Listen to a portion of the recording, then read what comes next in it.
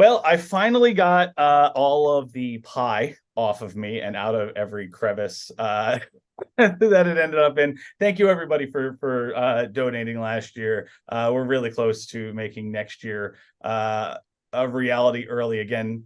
So be sure to subscribe to the Patreon and donate to the Venmos that they're all sending you over. This is the 4th annual pitch competition. I'm really, really, really excited to have every year I seem to convince somebody that it's a good idea to do this with me. Alan Katz was nice enough. Alan Katz was nice enough to say, "Hey, I'll jump in with you." Obviously, if you've been around the festival this weekend, you are very familiar with Mr. Katz. But Alan, why don't you introduce yourself and to the audience that maybe for some reason, honestly, if they don't know who you are, I don't know if I want them watching you, or even. No, we'll suck them in. My name is Alan Katz. I used to do a show called Tales from the Crypt back in the day. We did a couple of feature films based on that show. One was Demon Knight, which was a terrific movie. And the other was a thing called Bordello of Blood. And the story, one of the reasons that we are at the Gill and I, Gill was going to be here today, but he had a family emergency, could not be here for the judging today. But one of the reason that Chattanooga invited us is one, to celebrate Tales from the Crypt, because this was capturing lightning in a bottle. And when we made the first feature film, it was lightning in a bottle. The second one, everything turned to shit. And we started making lightning in a bottle. We broke the bottle.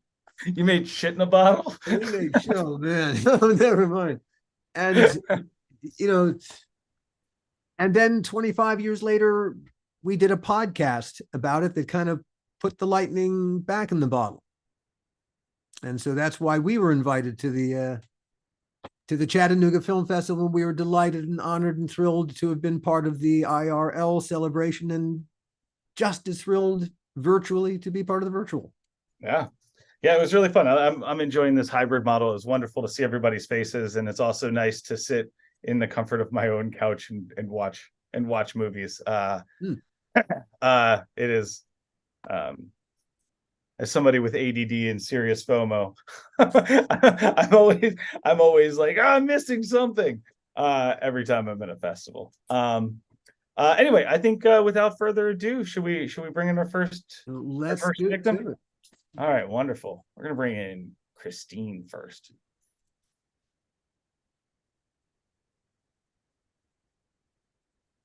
Hi, Christine. Oh, hello. Oh, am I first? You are first. Oh my. All right, I got my timer set for 6 minutes. Alan and I are probably going to be writing down notes. Okay. So if we're not staring directly at you, please know that we are furiously writing down notes. Don't take it personal, like. Yeah. It's fine. I'm fine. All right, and I'm going to start the timer now. All right. Hi. I'm Christine Makepeace, and I'm here to talk to you about my haunted doll script, Porcelain. Porcelain centers on Kira, a young woman struggling to make ends meet. To make some extra cash, she decides to start selling haunted dolls on the internet. Dragging along her relatively unwilling boyfriend, Ben, she starts going to thrift stores, buying old dolls, and then making up spooky backstories for them and selling them on eBay. Things are going great, until Ben accidentally brings home an actual haunted doll. Creepy things start happening in the apartment, and Kira and Ben's already tense relationship deteriorates as Ben becomes fixated on this doll. So I often describe Porcelain as an A24 style haunted doll movie, and all I mean by that is while it's very literally about a haunted doll, it's also about Ben and Kira's relationships and Kira's relationship with the outside world. The doll heightens the toxic elements in the household and acts as a catalyst for the relationship's inevitable end. Dolls are almost always coded as feminine or for girls, but the vast majority of haunted doll cinema is from male creatives. While Porcelain embraces a lot of the established tropes, it also employs unique themes and uses dolls dolls is a way to explore growing up and leaving things behind. Now, I'm going to be bold and I'm going to try to share some slides with you. I love it. All right. So first we have Kira. Kira's a little goofy, a little overenthusiastic, and she's kind of childish. Coupled with her awkward approach to her interactions, that makes her and Ben's relationship particularly caustic. Ben's a little judgmental, he's a little reserved, but he also lives this rich interior life that Kira just doesn't feel like she has any sense of. And then we have Lucy, who's an actual haunted doll. Lucy's a larger scale doll. She likes to be carried around, and she has this rich backstory. Now, as far as like vibes and comparisons go, I already invoked A24, so I have Midsommar and Hereditary on here for its slow burn, heavy atmosphere, and subversion of expectations. Also have It Follows for kind of its bleak and grimy view of the world it lives in. And then the Annabelle movies, because they have great gags, and I really like the way that doll interacts with the world. I am so down to answer questions. I feel like I'm really good at talking about this, so hit me. So tonally, you say A24, and whenever I think of A24, I think of character driven, a little bit more stoic. And then a lot of times with doll movies, haunted doll movies, they tend to be a little bit, not always, but sometimes on the funnier side. Tonally, where do you see Porcelain kind of landing in that spectrum? So it definitely has like a lot of serious elements, and like Ben and Kira's relationship is really toxic and not great. But I did try to inject some funnier moments because it is like a 3-foot doll just kind of toddling around. So there are a couple like gags that you don't know if you should be like, oh, or like, that's kind of funny. So it was really important for me to have both of those elements. All right. So the doll is haunted. She's selling unhaunted dolls, of which she's saying there's a story, and then Ben brings home a haunted doll. All right, question one: how did he get his hands on a haunted doll all of a sudden? And two, the bigger question: well, what's the nature of the haunting, and is it merely coincidental that a haunted doll ends up in this place? That's a lot of questions, and I'm going to try to tackle them one by one. So Ben. It's kind of a plot point. Ben doesn't really want to be involved in this. So he begrudgingly goes out and gets a doll. So Kira had been getting them all, and Ben said, well, I can do it better. So he goes out and gets one that's really haunted. So I guess he did kind of do it better. All right, but I guess here's the nature of it. How does he find a haunted doll? Does he know to find it, or is that coincidental? It is coincidental. He just finds it in an antique store, in an upscale antique store. And okay. There are just go with me for a second, because but he relates to it on a certain level. All right, so there's a connection to it. What is the toxic nature of their relationship? Ben doesn't really like Kira. He's in a relationship with a person that he doesn't really enjoy anymore. And I've been in that relationship in my 20s. We all were. The doll calls to Ben. The doll has nefarious intentions with Ben. Ben is not a great guy, and you can assume to a certain degree that the doll wants Ben for bad reasons. All right, here's my question: is there a relationship between the nature of the doll's evil? The nature of whatever is haunting the doll, and the ripple effect evil, and the Ben and Kira relationship? The doll is haunted by a vengeful spirit of a woman from the 60s who killed her husband. So, but there's nothing. But there's nothing more than that, and there's no other connection to it. Happenstance, fate, the universe. All right. Love it. And we're right at 6 minutes. That was awesome. Thank you. Thank you. We will you're gonna get thrown back into the waiting room, and then I'm gonna bring the next one in. Cool. Having fun there. It's fun, right? Like I love hey, this is when you run a TV show, You have people coming in, and this is what it is, Oh yeah. man. Oh This yeah. is this is it. Whenever you're looking for material, When you're in a writer's room and everybody's bouncing ideas, this is it. it's the popcorn. It's the nature of this is the beast. Hey, Tech Mary, how Hello. are you? Good. How are you? I'm doing wonderful. Let's hear about your project. I'm going to go ahead and start my timer right now. So it is a drama thriller creature feature that was inspired by my own experience as a trans masculine person. And I felt that I don't see a lot of that representation the way that I would like to see it in film and horror, especially. And I always wanted to write a good creature feature. So I started writing this about 9 months ago as a way to kind of navigate my perspective and life with masculinity and my experience as a woman with masculinity, and now navigating into my own, and how those things can kind of blur lines a lot. And it was just kind of a way to talk about that through the genre of horror. Ideally, I wanted to make it kind of a twist, but it is a werewolf film. I also don't think there's enough werewolf films. So I wanted to see more of that. And I really adore really isolated stories with really small casts and really claustrophobic environments.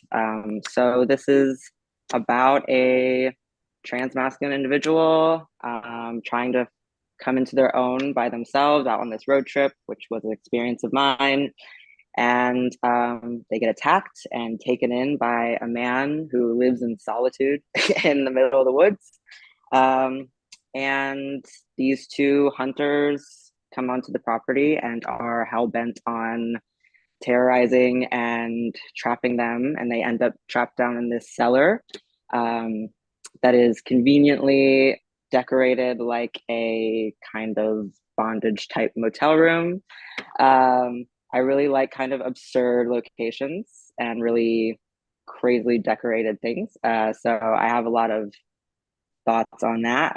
But it's just a really high tension, violent, claustrophobic, really intimate kind of story about just kind of the different experiences of masculinity. You have a father and his son, a son who is inadequate to his father, a very religious father, a man who's very comfortable in his masculinity, but also loses control at certain times of the month, and a trans masculine person coming into their own masculinity and navigating how that works and how to have those relationships. And it's very, very close and personal to my heart. And yeah, that's the most important bits, really. Also, by the way, I love Long Night Moon is such a cool title, and I agree. There are not enough werewolf movies. Honestly, there's not enough creature features. I'd love. I mean, Alan, how do you feel about creature features? How does the werewolf, the nature of the curse of being a werewolf, as it were, how does that relate to the story that you want to tell specifically? Mostly just the theme of like transformation and the process of becoming that thing. Mm-hmm. So in terms of like transness, you have men and you have men becoming men for the first time, where this person is a werewolf his whole life, and now this new person is going through that in front of them in this small room, and how he navigates that. So you want to take us inside the werewolf experience? Yeah. I was really inspired by a game called 1886, The Order, where they had these half-breed humanoid werewolves. Mm-hmm. And as soon as I thought of werewolf, I thought of those. So that's kind of that. And I also have chronic pain and illness, and I kind of incorporated that. Oh, it's fine. But the transformation of that and coming into your gender and identity and also into your body, like really related to werewolves to me my whole life. I think I understand the story you want to tell. Yeah, Yeah. it's I think you've chosen a wonderful vehicle to kind of express for somebody who has never gone through that, what that would feel like in a way that could make sense, because I'm sure there's a lot that there's a lot to unpack as you're going through that journey, and finding, you know, it's one of the joys of horror, right? Is finding that catharsis and that, like, Yeah. You know, the thing about horror that's surprising, it's really about empowerment. Hmm. And the monster really is empowered. Mhm. Yeah. And you've chosen a particular kind of empowerment. And I think there's great potential in the story that you want to tell. Thank you. Yeah, I think so. I think, and body horror transformation, I think, is a very beloved in the trans community. At least for me, I've always felt that way. So there's always aspects of that in scripts that I write, for sure. Cool. Well, whatever happens, keep going, please. Yeah. I will, of course. Good. That's Good. Glad to hear it. awesome. All right, I'm gonna throw you back into the waiting room, Jack Mary, and then yeah, hang out there. Thank you. All righty. We are gonna bring in Kate is next. Hello. Hello, Kate. Kate. How are you? All right, I got I'm pretty 6 good. minutes. How are you guys? Good. Okay. I got 6 minutes on my trusty little timer here. And feel free to go. I'm trying to do my screen share with you guys. Okay. I'll pause this for a second so you can.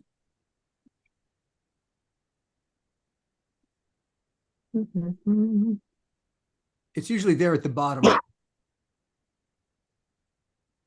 It's usually a green button. Here we go. I think. There we go. Cool. You got it. Super. All right. Alrighty. So, hi, I'm Kate Jones. I'm a writer-director. This would be my third feature film. The movie is called The Devil is a Busy Man, a song by Sunny Lane Slim. The log line is: an actress is plagued by the ghost of her critical ex-husband and seeks the help of a mysterious doctor.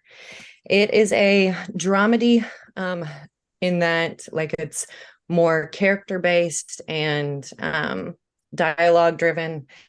But it is a bit sci-fi in that the majority of this movie takes place in limbo, which is essentially a skyscraper, and the bottom floor is hell, and we're in a place with a doctor.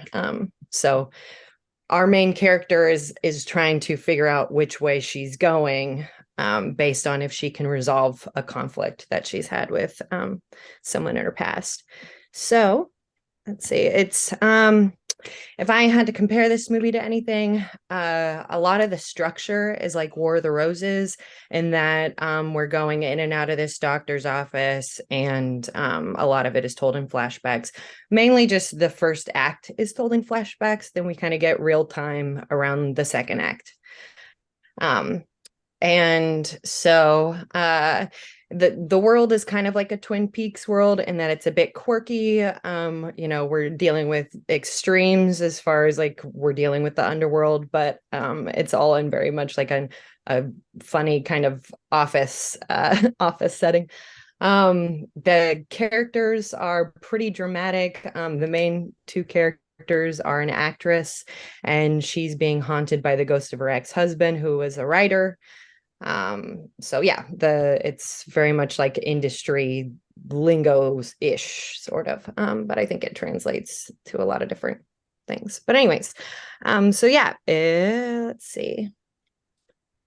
So we start off with Angela. She is a lonely retired actress. She's producing a play. She has quit acting and started producing instead when she hears that her ex-husband, Rich, a hypercritical writer, that's incorrect, has died in a horrific accident.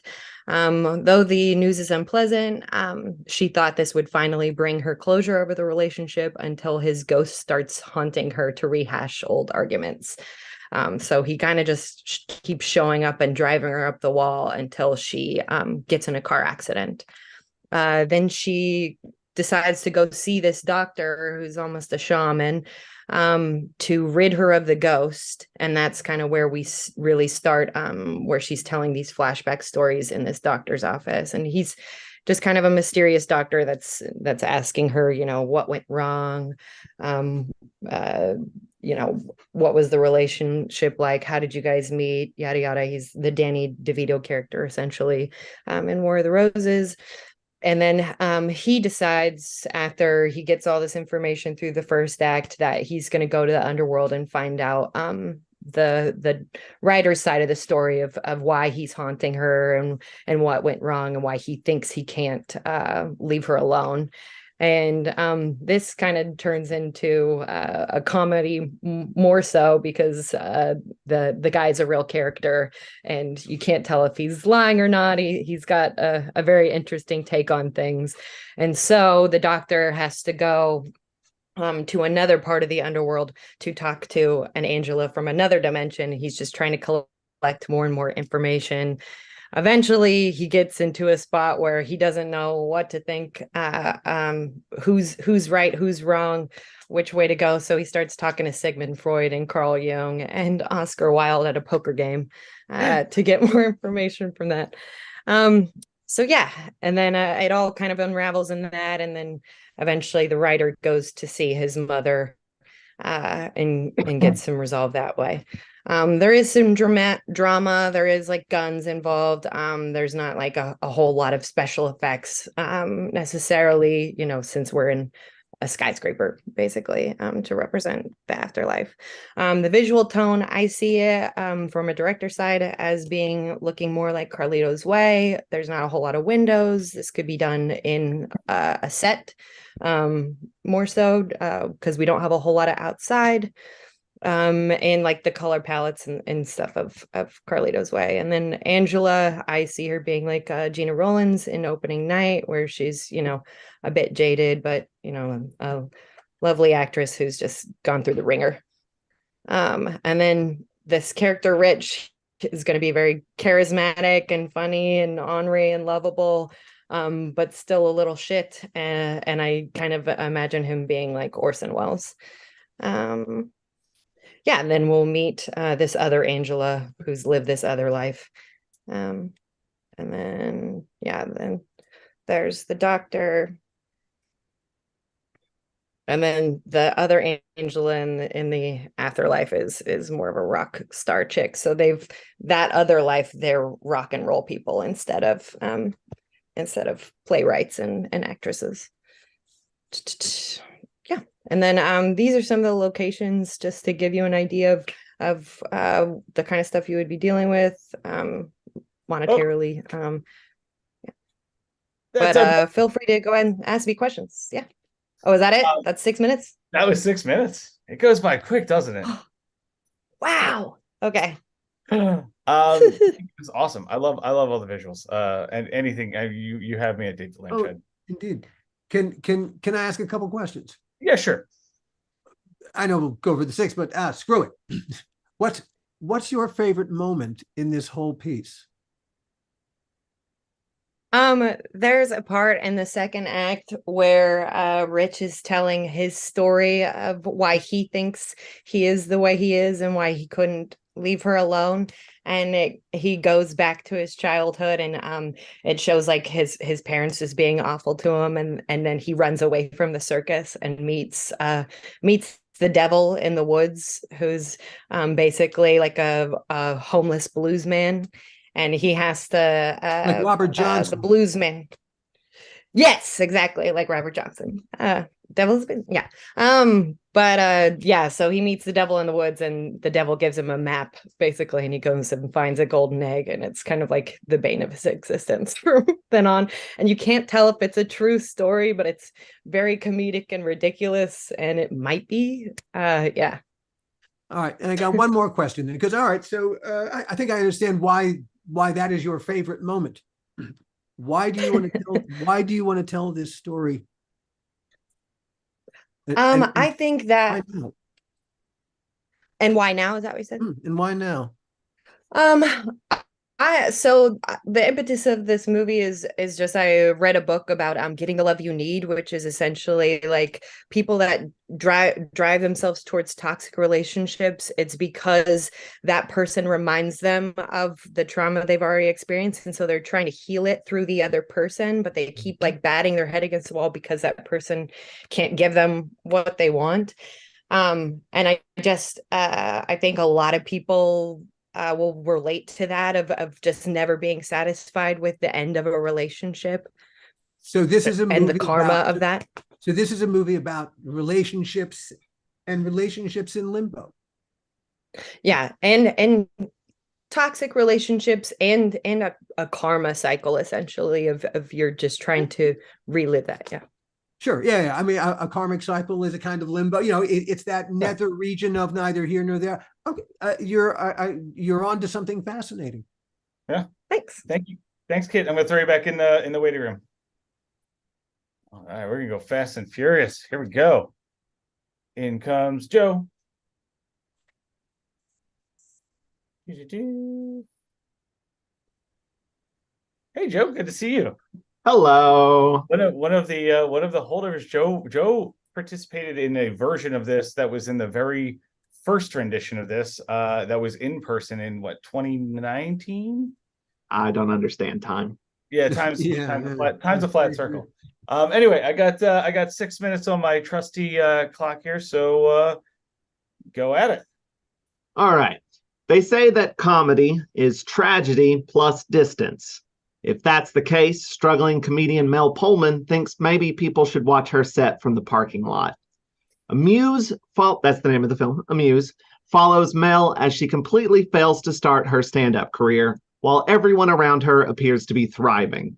Her sister Leah runs a successful comedy club. Her roommate Rachel is making huge strides on her disaster film screenplay, and even the customers at the coffee shop Mel works at seem to be having a much easier time than her.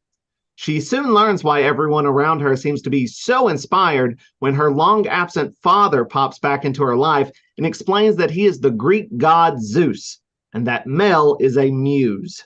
While her father isn't there to bond, but merely to use Mel for inspiration, Mel finds herself inspired to seek out the rest of her mythically messed up family, not only to learn more about herself, but also to get material for Type 5. Let's just hope her incredibly powerful family doesn't mind. And let's also hope that Zeus doesn't do anything truly terrible with his inspiration. If I had to compare this project to anything, it would be My Fears and Anxieties as a Writer meets The Odyssey. I now open the floor for questions. I have none. You answered it. It's The Odyssey. It's the ultimate road picture. Yeah. The Odyssey. I love this. I love this idea of a catalyst of a main character being the muse for every other side character that they meet. Who do you see in that lead role? If you had to pick Mel, like who is Mel? It's slightly based on a stand-up comedian friend of mine, Natasha Ferrier. So that probably her. But if it was like somebody like big name, I have no idea. I haven't thought that far. Okay. But, Obviously, being other people's muse wears thin after a while. Yeah. Mm-hmm. And I mean, at the end of the day, all right, being is. Where do you see your character arcing to? Learning to feel more confident in herself. And I think like when she meets her family and starts incorporating more of her real life into her stand-up, it starts to get more personal and actually starts to work. So that's part of it. Who becomes her muse? Herself. Ace is good. That was the answer I was hoping for. That was it. Good. Okay, cool. Right. So this is it feels like a coming of age, mythological coming of age. I love that. Who are some of the characters that she runs into on this journey? Just to give us an idea of the world. Well, she also learns that her sister is a muse, Leah, She's actually the muse of comedy. That's why she runs a successful comedy club. Mel is actually the muse of tragedy, which is why her roommate is writing a disaster film screenplay, because she's the muse of tragedy. Love it. She'll also run into like Dionysus, who's her just like really drunk uncle who's fun to be around. You just take any of these sort of like gods and goddesses and just sort of tweak them into modern day parallels. So it is completely contemporized. Mm-hmm. Great, good. Totally. What are you thinking? Like sort of, I don't want it to be too big. Just sort of low-key comedy, indie comedy sort of vibe. A friend of mine calls it ordinary oddness. Cool, that sort of thing. Cool. I'm really happy to hear that. So you're going to then underplay. You're going to take like a Bill Forsyth approach. You know who Bill Forsyth is? The name sounds very familiar. Director. He's just a great sense of whimsy. Yes, yeah, and that. And it has a tremendous effect. It brings a kind of magical quality to everything. Mm-hmm. It's anytime you can take this type of story and ground it in and it makes it feel real, and not that you're watching a movie, but instead you happen to put a camera up on two people having a conversation. Mm-hmm. Yeah. My favorite thing is to take like sort of high concept stuff and then make it small and personal, that sort of thing. I love that idea. Cool. I don't have any other questions. Alan, do you have any other? No, Joe, I think you've got something there. Thank you. By the way, don't ever change that comp. That comp was maybe one of the funniest comps I've ever heard, in somebody describing a project. I will remember that fondly forever. Well, thank you. Yeah. All right, I'm gonna throw you back in the waiting room. We're gonna bring in well done, Joe. Well done. Thank you. Now off to the void. All righty, let's bring in Evan and hear about Evan's movie.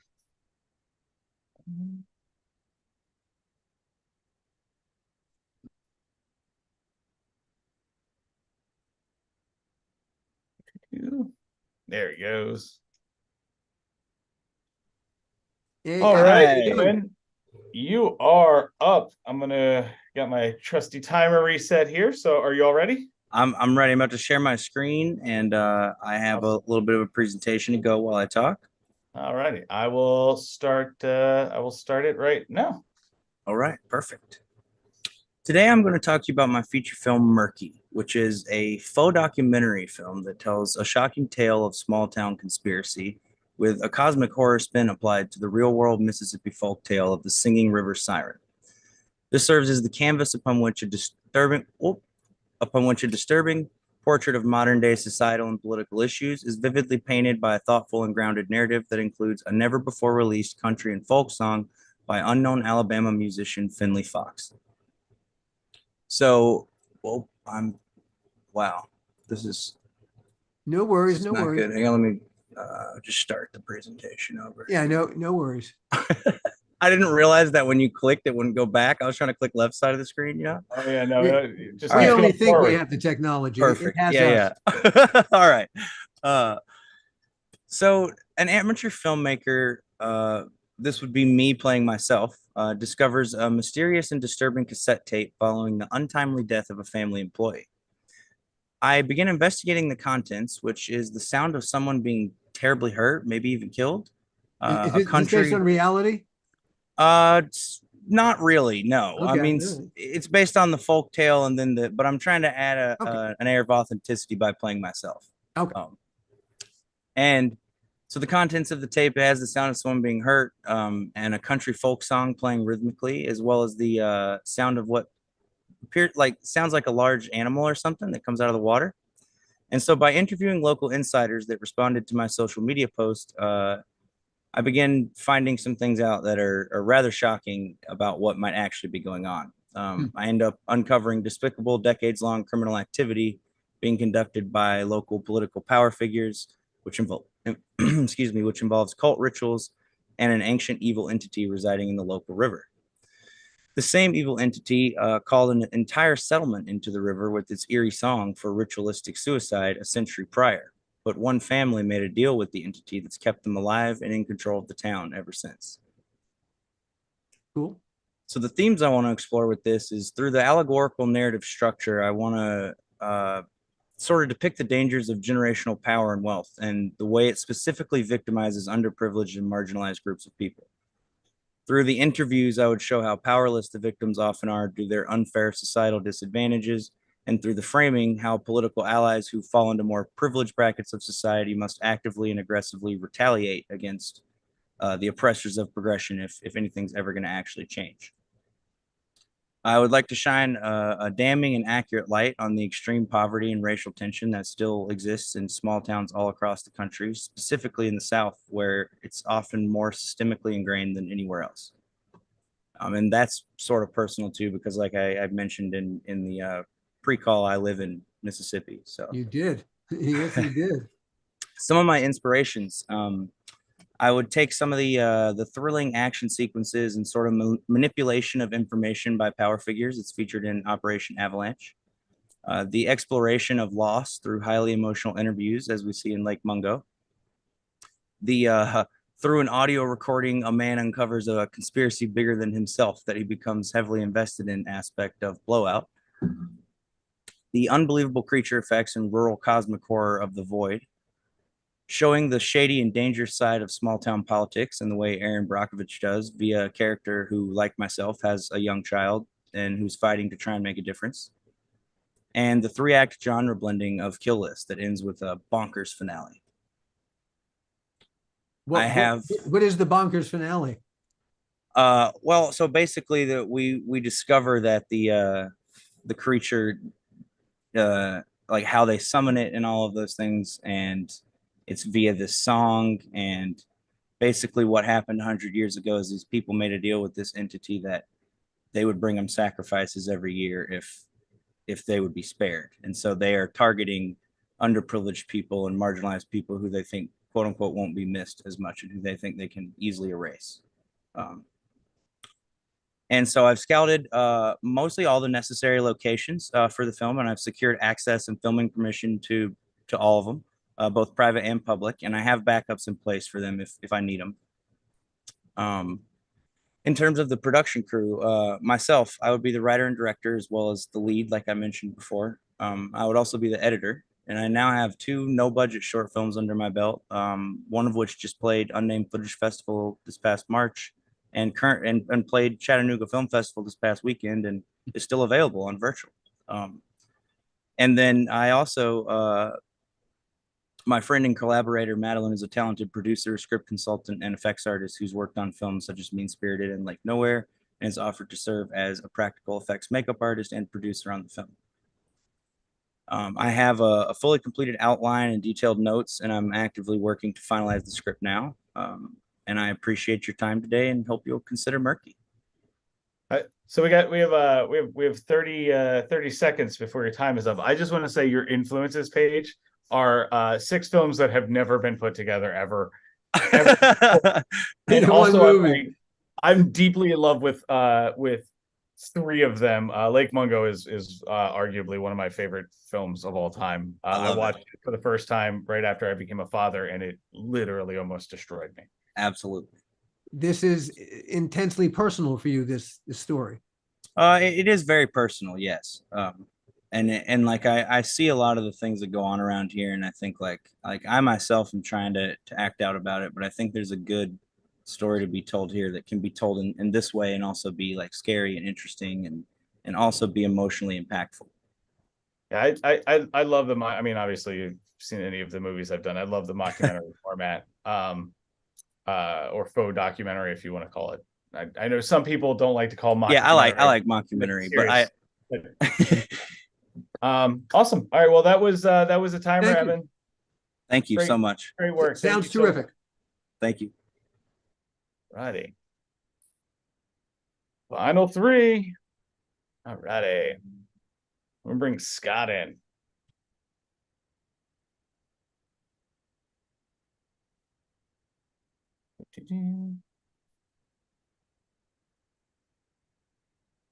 Mr. Scott, it is good to see your smiling face. Hey, Dave. All right. Are you ready to tell us about Second Coming? I am. Alan, nice to meet you. Nice to meet you, Dave. Oh, sorry, Scott. I was like, I'm looking right at the. Oh God. I answered. Nice to meet you, Scott. I apologize. It's okay. all right. I'm gonna start. I'll Start. look at the right name now. All right.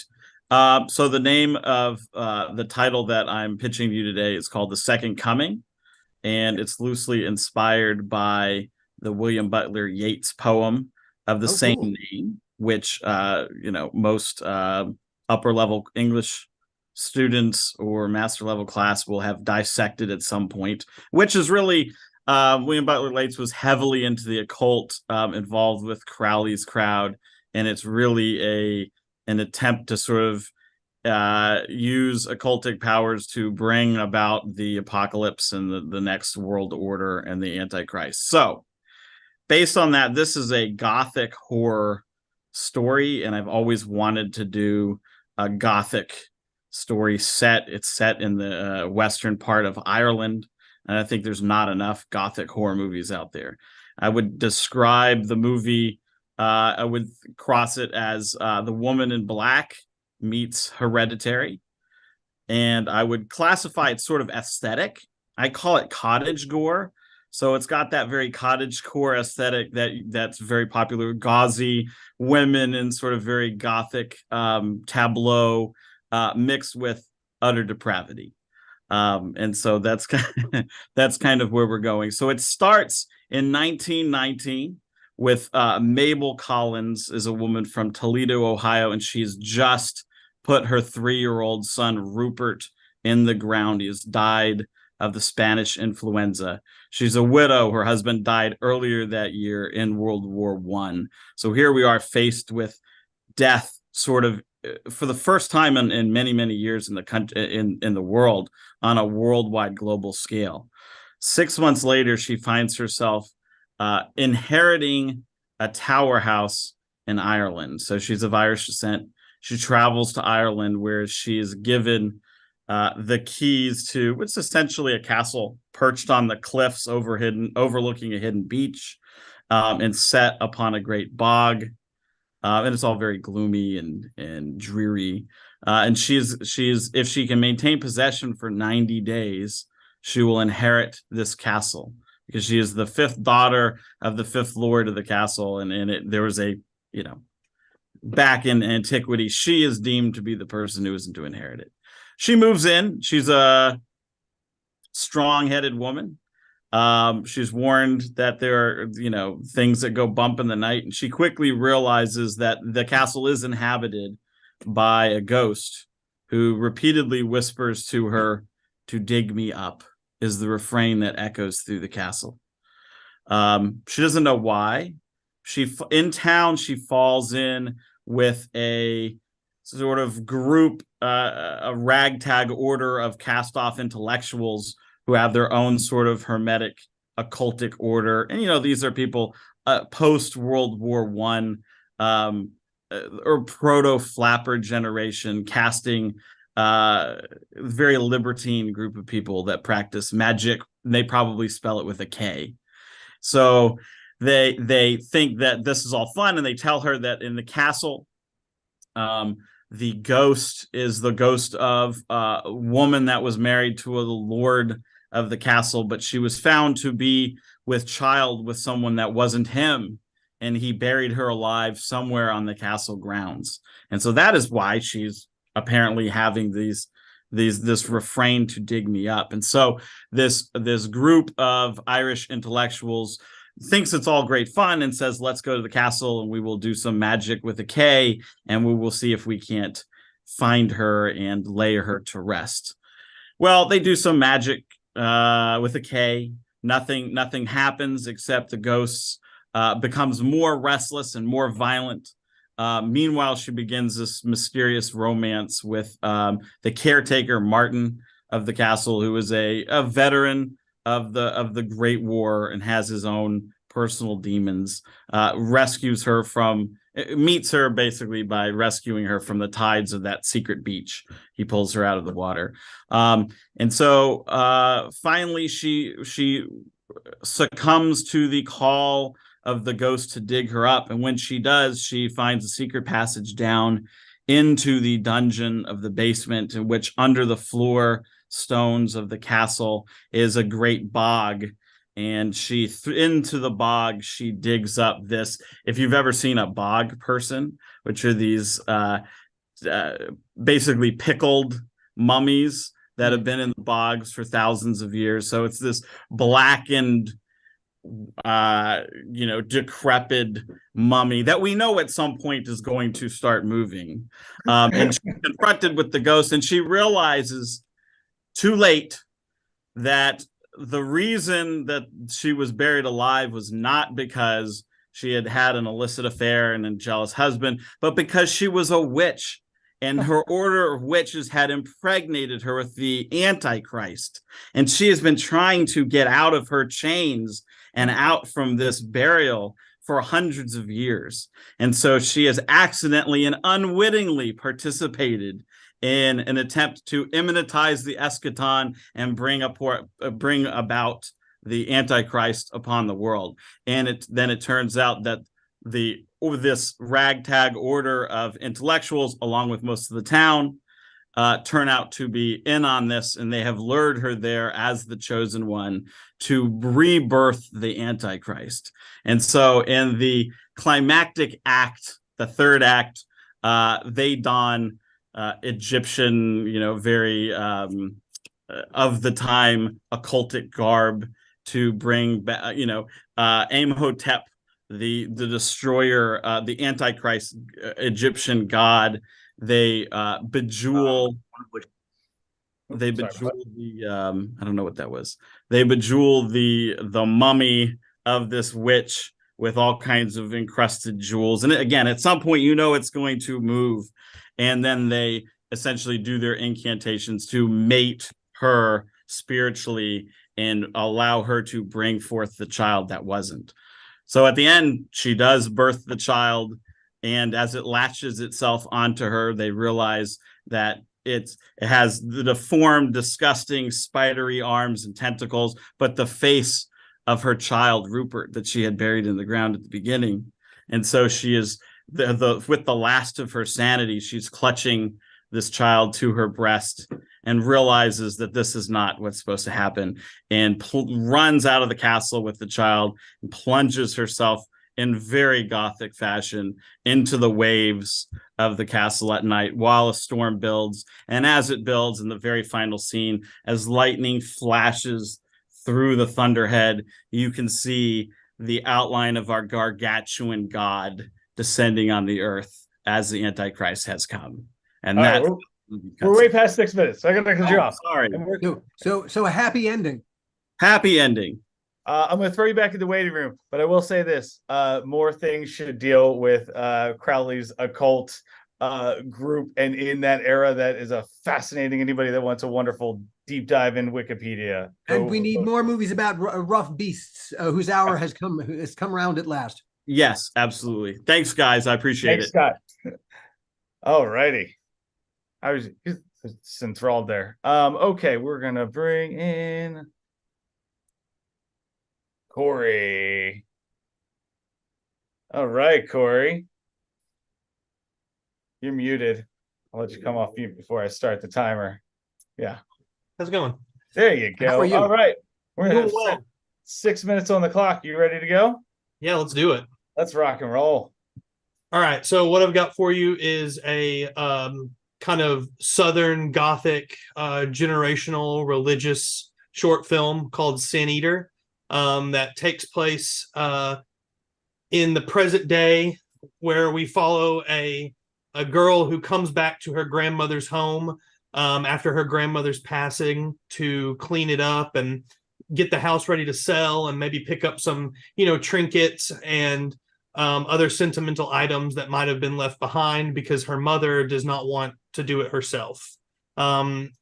She was kept away from her grandmother as a child a little bit, in kind of a spirit of a little bit inspired by Hereditary.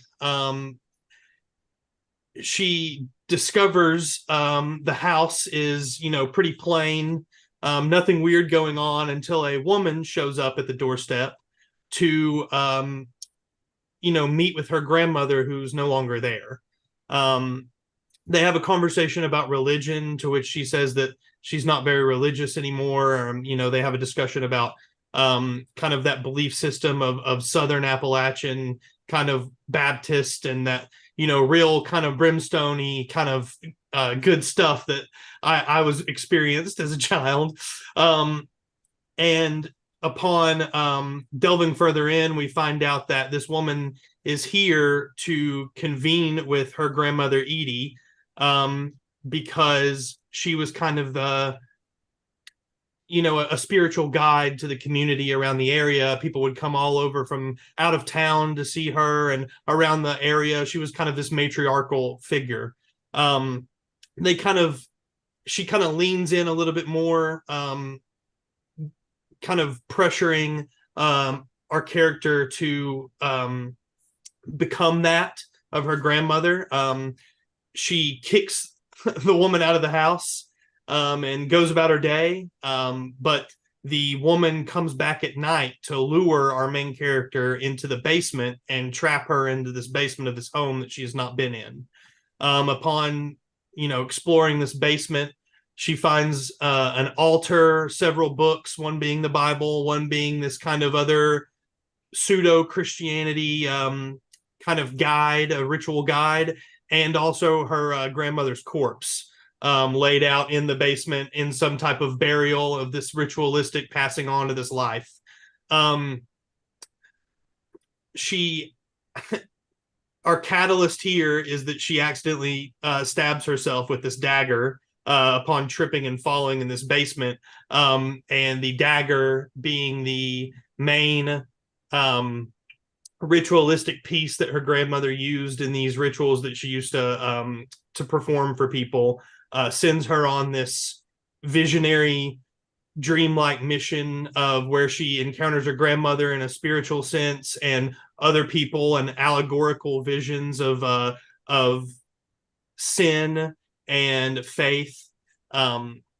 She makes her way out of the basement upon recovering from this kind of past. The woman comes back and divulges to her that she's dying of cancer, and that what her grandmother would do would be basically sin eat the people, but in a more literal sense. Historically, sin eating was a pseudo-European religious thing where they would lay the corpse out, bake a cake, let the cake rise, and then this person would eat the cake or the bread or whatever off the body to absolve that person of their sins, to then send them to heaven judgmental free. Her grandmother, I took that a big step further. Her grandmother actually was reaching inside of these people, taking out a physical embodiment of sin and then eating it. So there's some good bits of body horror at the end. While she was locked in the basement, this woman went out to get more followers and other people that, to kind of say, hey, I've got another one. I've got someone else who can take the place. And it ends on kind of a somber note where she exits the house, and there's all these people outside that are waiting for her, kind of screaming praises of hallelujah and all of that good Southern folk stuff. I had some inspiration from, obviously my own kind of struggle with faith growing up, and kind of exiting the church in a kind of a literal sense, but still kind of trying to keep, a little bit of, faith still in my life. And there's kind of a struggle with that. So my inspirations were from Hereditary, and kind of like, I actually drew inspiration from like The Beyond, and like Blood on Satan's Claw, those kind of 70s occultic kind of good stuff. Like, I love those films so much. And I would love to take like a modern interpretation on that. I would love to hear your thoughts, maybe answer some questions about that. I got one question. Does this doesn't take place in your film, but what happens? Does she help those people? So I'm actually, maybe I'm gonna try and make this as a proof of concept for a feature film where she does kind of continue this life a little bit to then try and break away from it and leave this, because that's not her plans. Like, in the script, she mentions going to college, and she's just getting the money to like pay for that and move on with her life. And so now she's kind of stuck in this cycle that she needs to either grasp with and embrace or break away from. the trials and tribulations of being a sin eater is kind of intriguing. Yeah. So I- don't. Oh, that is our time. But I'll leave you on this. There's an interesting idea of, instead of a feature, turning this into some kind of episodic television format where each sin eater is each sin that she is eating turns into its own interesting story. Yeah, I love that. That's awesome. This could even be an anthology show, you know, about Yeah. you know, a sin eater. Boom, there you go. There's Yeah. your even got your wraparound character. Yeah. All right, solve that problem. All right, finish. Awesome. Great. I'll be off. All right, Corey, we're gonna throw you back to the waiting Well room. done. Thank Well you. done. Hey, look, you inspired a TV show. All right, Corey. All right, Alan, we got one Cool, final one. Michael and Amanda. Hello. All right, take us home, Michael and Amanda, Michael and Amanda. Hey. Hey. directors of the phenomenal CFF film Sour Party. Oh, This thank you is so a little, much. this is a little different. Yeah. Great, I love it. Be different. Cool. Okay, cool. I got 6 minutes on my little timer here, and I'm gonna start her up. All right. So the title of our film is Beneath the High Desert, and it is a sci-fi thriller dark comedy. It's a satire about conspiracy theories. So it follows a young couple, Ren and Devin. They're both struggling artists. Ren is a musician and Devin is a photographer. And Ren has recently had a song go viral. So through that, they've been invited by the head of a mysterious record label out to his private estate in Joshua Tree. And this man's name is Blake, and he is the antagonist of the film. And he's told Ren, you know, this is the opportunity of a lifetime. You're going to be the next star. So Ren and Devin think that they're walking into this amazing opportunity, but things take a really dark turn when they learn that they're actually pawns in a global conspiracy. So this is a four-hander. We have Ren, Devin, Blake, and Blake's new age wife, Avery. It basically, Blake is a walking VIP festival badge. He is a complete douche. He is exactly how you think he is, a narcissist, Nepo baby, just the absolute worst. And what you think is just going to be a drug-fueled party movie, which if you've ever been to Joshua Tree, you fully understand what I'm talking about. But it slowly turns, and Blake and Avery start to divide Ren and Devin, not only emotionally, but also physically. And you come to find out they are a part of an Illuminati-esque organization, and this entire weekend is induction for Ren. So, you know, from there, the movie is totally a wild ride. You know, supernatural elements start to creep in. We've got a nightmarish sound bath at the Integratron, if you know Joshua Tree. There's underground bunkers, coyote chases. We've got magical crystal trees inside Hollow Earth. There's augmented reality goggles that show a whole world beneath ours. And, you know, at its core, the film is a send up of Los Angeles New Age culture. It's something we always like to tackle. And it also just pokes fun at all the increasingly ridiculous conspiracy theories out there, you know, from anti-vaxxers to flat earthers. But the film ends with the daddy of all conspiracies, The lizard people. And so in our story, the lizard people are actually a race of intelligent dinosaurs. And when the meteor hit that caused the mass extinction, they were forced underground. And now they're using humans to consume and pollute and cause climate change so the earth will get hot enough for them to rise back to the surface.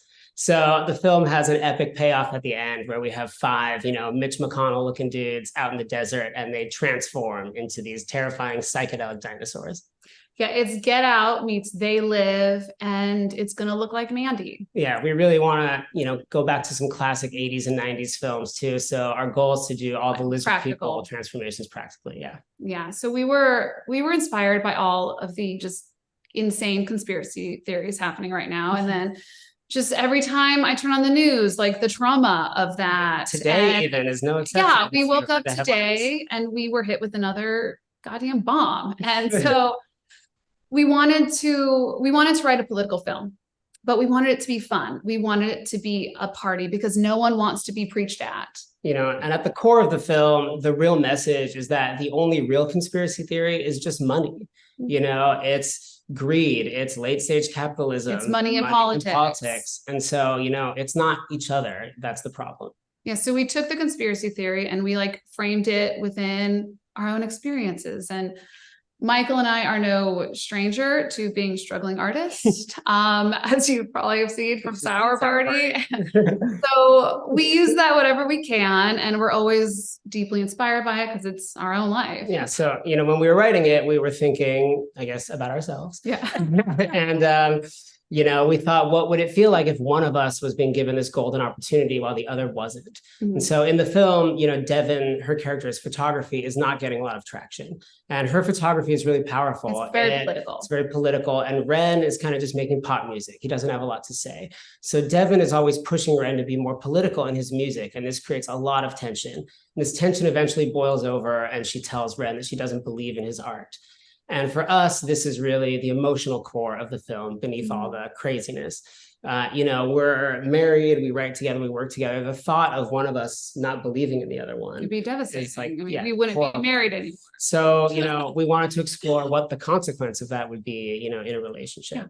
And so that's kind of where the emotional center is in the film. So we have a completed script. We have a casting director attached. If you look at the deck, we have 4 soft attachments from actors. We're not married to any of them, but we honestly know that it'll end up Depend on the budget. depend on the final budget. Though. And we also have a really cool musician attached to do all of Ren's music. We have a location in mind. So yeah, if you're interested, we'd love you to take a look at our deck. Yes. That's been I have one kind of. Does Rem have to kill Devin as part of the induction ceremony? Yes. Right. And it happens. And it happens. Devin is the voice of the audience, and she's the moral center of the film. Yeah, and it's just kind of like, with all of this in motion, with everything, with all the money that is in politics, how can one person really make a difference? Yeah, the good guys don't always win in the end. But the film does end on a ray of hope. Devin's taking pictures the whole time on an old analog camera, and somebody finds her film. So we have kind of the idea that, like, if we keep going, eventually these people are Well, stop. we need a collective. We need everyone on board. Not one person could do it. It has to be everyone. Your art and your message live on past your death. Exactly. Yeah, absolutely. Yes. It Alan, sounds you got it? It sounds terrific. I have nothing to ask you. You brought everything to the table and you put it there. Yeah. Oh, Amazing. Thank you. That's an honor to for you. All right, we're gonna throw you back in the waiting room. And then just hold on there. All right, Alan. So now we're in deliberation time. So let's pull up the chat because I'll let you start. Hold on, I'm gonna. And so where's the damn chat? There you go. It should have popped up for you. It's not here. Okay, good. All right. So we're typing all this, right? Yeah. Let's type it out, and I'll just talk while we type so that people aren't just really. That was 8 great pitches and kind of all over the place in terms of theme and story and style and where they are in the project, which is one of the things that I love about this. Alan, throw it in the chat, but did you have one that stuck out to you? I have 4 starred right now, and I'm currently figuring out in my head. They were all great, but 4 of them stood out. I had 2 or 3 that I thought, okay, I would be curious to take this one forward. I think there's enough there already. Mm-hmm. That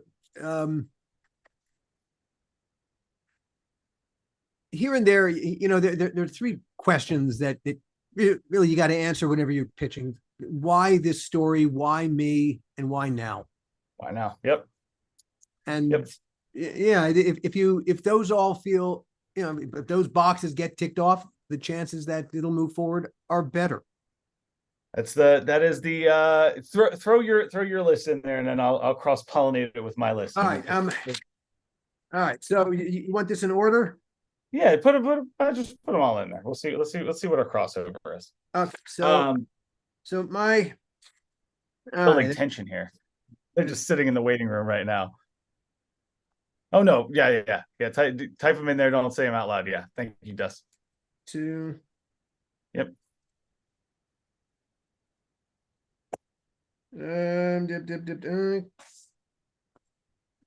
Oh, I know, Dustin. Thank you. We're in a direct message. Oh, is there a problem? No. No, you're good. I was answering. Dustin's typing in the general chat. I don't think he doesn't realize that you and I are typing to each other. You're all good. You're all good. Yeah,